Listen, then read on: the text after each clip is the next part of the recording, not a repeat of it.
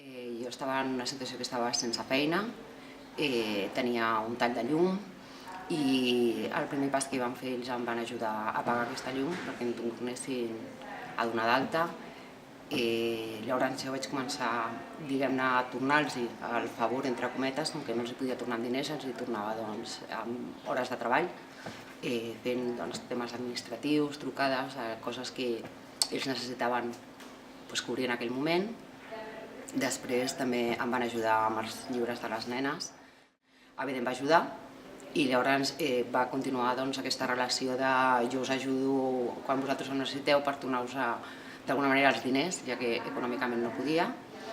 També em van trobar feina que actualment estic realitzant, una empresa d'inserció laboral,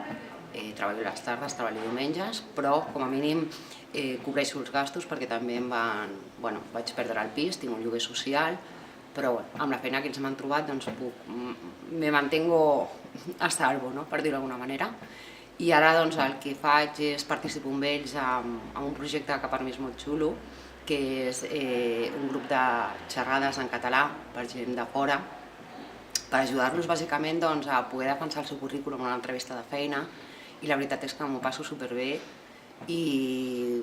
intentaré no perdre mai aquesta relació amb ells perquè he trobat gent realment no només implicada, sinó gent molt maca a BD.